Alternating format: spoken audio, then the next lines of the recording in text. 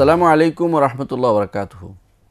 আলহামদুলিল্লাহি রাব্বিল আলামিন ওয়াসসালাতু ওয়াসসালামু আলা আশরাফিল আমবিয়া ওয়াল মুরসালিন নবিয়িনা মুহাম্মাদিন ওয়া আলা আলিহি ওয়া আসহাবিহি আজমাইন ওয়া বা'দ। সম্মানিত দর্শকবৃন্দ, আমরা আলোচনা করছিলাম বিগত পর্বসমূহে ইমাম আবু জাফর তাহাবী রাহমাতুল্লাহ আলাইহি রচিত বয়ান ইতিকাদ আহলুস সুন্নাহ ওয়াল জামাআহ এই গ্রন্থটির একটি অংশ নিয়ে, যেখানে তিনি ঈমান বিল আম্বিয়া ওয়ার রাসূল নিয়ে আলোচনা করছিলেন। নবী রাসূলদের উপর ঈমানের একটি পর্যায়ে আমরা আলোচনা করতে চাই আজকে, যে নবী রাসূলদের উপর ঈমানের কিছু আলামত লাগে। যে নবী রাসূলদের উপর ঈমান, তারা যে নবী এবং রাসূল, তাদের এটার প্রমাণ কি, কোন প্রমাণের ভিত্তিতে তারা বলবেন যে আমরা নবী এবং রাসূল।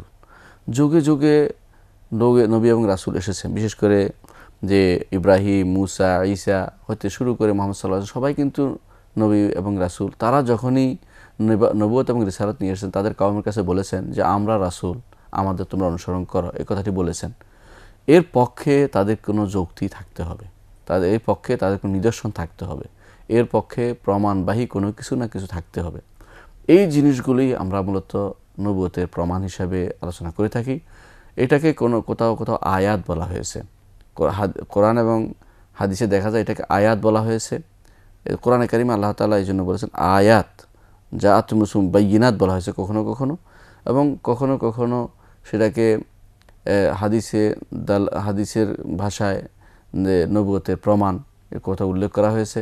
তো এগুলোকে যুগে যুগে আমাদের মনীষীরা, বিশেষ করে আলেমগণ, সেগুলিকে গ্রন্থাকারে লিপিবদ্ধ করেছেন। এর মধ্যে বিখ্যাত গ্রন্থ হচ্ছেন দালাইলুন নবুওয়া লিল বাইহাকি, দালাইলুন নবুওয়া লিল আবি নুআইম আল ইসফাহানি, এইভাবে গ্রন্থ ছিল। বরং অন্যরা কেউ কেউ তাসবিতুন নবুওয়া এই নামও দিয়েছেন, যে কিভাবে নবুয়ত প্রমাণ করা যাবে, প্রমাণকৃত হবে, প্রমাণ করা হবে, এরপরে গ্রন্থ তারা লিখেছেন। তো এই গ্রন্থগুলোর সারবস্তু আমরা কিছু আলোচনা করতে চাই, যে কিভাবে প্রমাণ হবে যে নবী রাসূলগণ আল্লাহর পক্ষ থেকে প্রেরিত ছিলেন, এটা কিভাবে তারা প্রমাণ করেছেন তাদের কওমের কাছে। আল্লাহ তাআলা প্রত্যেক নবীকেই এমন কোনো কোনো নিদর্শন দিয়েছেন, যেই নিদর্শনগুলো দেখে তার কওমের লোকেরা ঈমান এনেছে, কোরআন কারীমে আল্লাহ তাআলা বলেন, তিলকাল কুরআন নাকুসু আলাইকা মিন আম্বাইহা ওয়া লাকাদ জাআতহুম রাসূলুহুম বিল বাইয়িনাত। এই জনপদগুলোর বিভিন্ন বর্ণনা আমরা আপনার কাছে বর্ণনা করছি, খবর আপনার কাছে জানাচ্ছি। ওয়া লাকাদ জাআতহুম রাসূলুহুম বিল বাইয়িনাত, তাদের কাছে তাদের রসুলগণ বাইয়িনা নিয়ে এসেছেন, প্রমাণ নিয়ে এসেছেন, দলিল প্রমাণ নিয়ে এসেছেন। সূরা আরাফের 101 নম্বর আয়াতে আল্লাহ তাআলা সেটা বলেছেন। অনুরূপভাবে সূরা হাদীদের 25 নম্বর আয়াতে আল্লাহ তাআলা বলেছেন, লাকাদ আরসালনা রাসূলানা বিল বাইয়িনাত, আমরা আমাদের রাসূলদেরকে দলিল প্রমাণ সহ পাঠিয়েছি। ওয়া আনজালনা মাহুমুল কিতাবা ওয়াল মিজান, তাদের সাথে কিতাব পাঠিয়েছি এবং মানদণ্ড দিয়েছি, মিজান দিয়েছি। লিয়াকুমান নাসু বিল কিসত, যাতে করে মানুষ ইনসাফের সাথে তাদের কর্মকাণ্ড পরিচালনা করতে পারে। এরপরে রাসূলুল্লাহ সাল্লাল্লাহু আলাইহি ওয়াসাল্লাম বলেছেন, কোরআনে আয়াত যেমন আসছে, রাসূলুল্লাহ হাদিসেও এসেছে, তিনি বলেছেন, মা মিনাল আম্বিয়া নাবিয়্যুন ইল্লা উতিয়া মিনাল আয়াতি মা মিসলুহু আও আমানা আলাইহিল বাশার, রাসূলুল্লাহ সাল্লাল্লাহু আলাইহি ওয়াসাল্লাম বলেছেন যে যখনই কোনো নবী আল্লাহ তাআলা পাঠিয়েছেন, তাকে এমন কিছু নিদর্শন দিয়েছেন যার উপরে ঈমান এনেছে, অথবা কিছু মানুষ যার উপরে ঈমান এনেছে, ঈমান আনয়ন করেছে, অথবা কিছু মানুষ তার উপরে ঈমান এনেছে। ওয়াইন্নামা কানাল্লাযী উতীতুহু ওয়াহইয়ান আওহাহুল্লাহু ইলাইয়া, আল্লাহ তাআলা আমাকে যা দিয়েছেন তা হচ্ছে ওয়াহি, যা আমার কাছে ওয়াহি আকারে এসেছে। ফাআরজু আন্নী আকসারুহুম তাবিআন ইয়াউমাল কিয়ামা, আমি আশা করছি যে কিয়ামতের দিন আমি সবচেয়ে বেশি অনুসারী নিয়ে জান্নাতে যাব। এটা রাহুল বুখারী, ইমাম বুখারী বর্ণনা করেছেন। এর অর্থ ইবনে হাজার রাহমাতুল্লাহ বলেন, এর অর্থ এই নয় যে শুধুমাত্র কোরআনই তার মর্যাদা, তার নিদর্শন, তার নবুয়তের প্রমাণ, এটা নয়। বরং প্রমাণ হচ্ছে এটা প্রমাণ করছে যে সবচেয়ে বড় যে নবুয়তের প্রমাণ রাসূলুল্লাহ সাল্লাল্লাহু আলাইহি ওয়াসাল্লামের, তা হচ্ছে কোরআনে কারীম।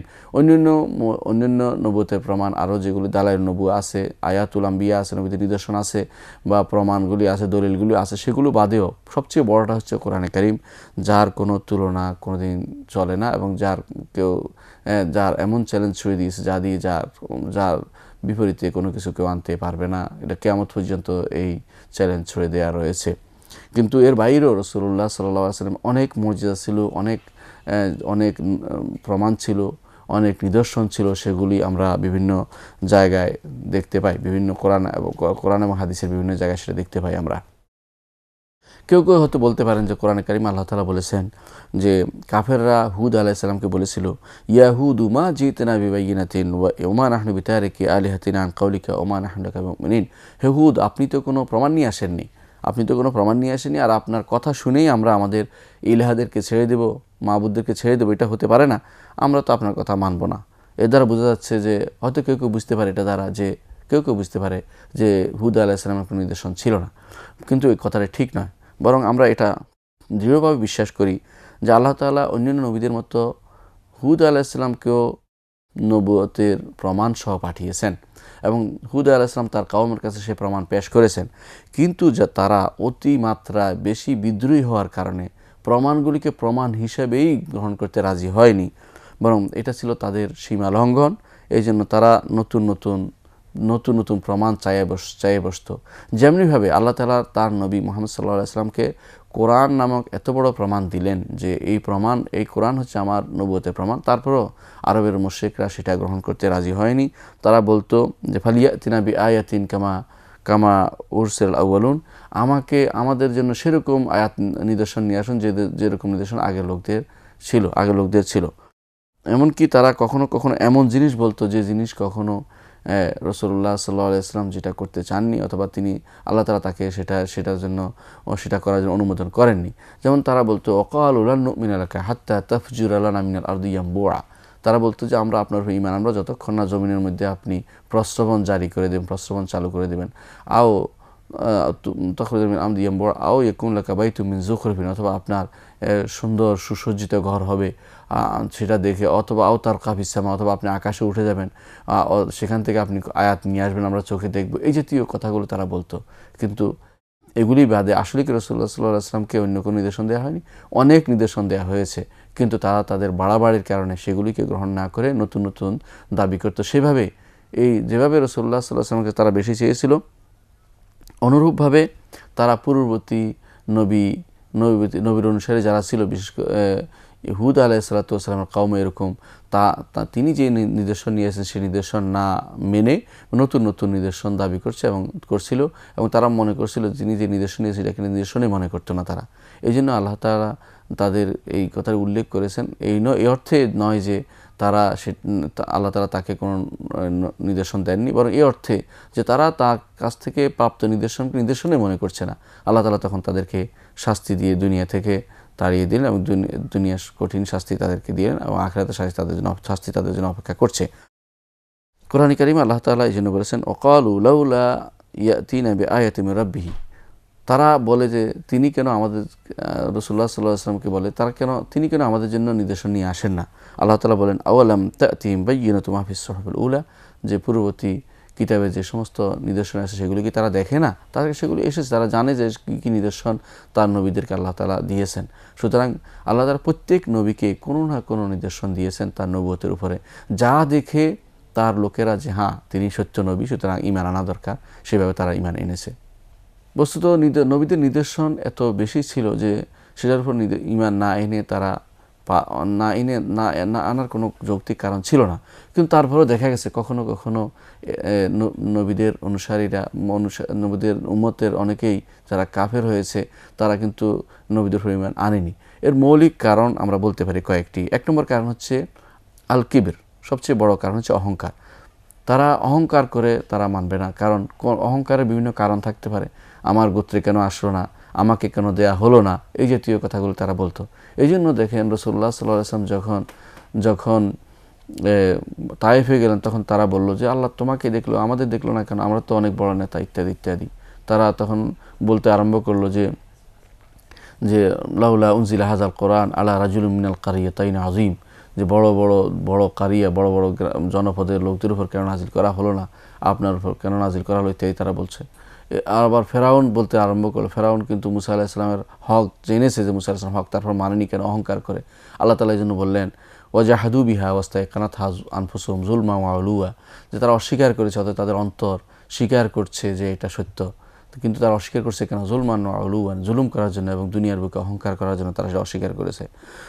এরপরে আল্লাহ তাআলা বলেছেন নবী মুহাম্মদ সাল্লাল্লাহু আলাইহি ওয়াসাল্লাম সম্পর্কে বলেছেন যে কাদ না'লামু ইন্নাহু লা ইয়াহজুনুকা আল্লাযী ইয়াকুলুন ফাইনহুম লা ইউকাদ্দিবুনাকা ওয়ালাকিন্নাজ জালিমিনা বিআয়াতিল্লাহি ইয়াজহাদুন, যে আমি জানি, অবশ্যই জানি যে তারা আপনাকে যা বলছে তা নিয়ে আপনি প্রচণ্ডভাবে আপনি মানসিক অশান্তিতে আছেন, কিন্তু আপনি অশান্ত থাকবেন না। তারা আপনাকে মিথ্যারোপ আপনার উপর মিথ্যারোপ করছে না, তারা ভালো করে জানেন আপনি সত্যবাদী, কিন্তু তারা আল্লাহর আয়াতকে, আল্লাহর নিদর্শনকে তারা অস্বীকার করছে।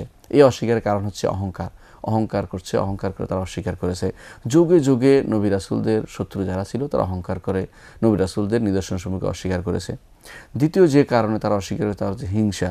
অনেকেই রাসূলুল্লাহ সাল্লাল্লাহু আলাইহি ওয়াসাল্লামকে হিংসা করে তারা ঈমান আনেনি।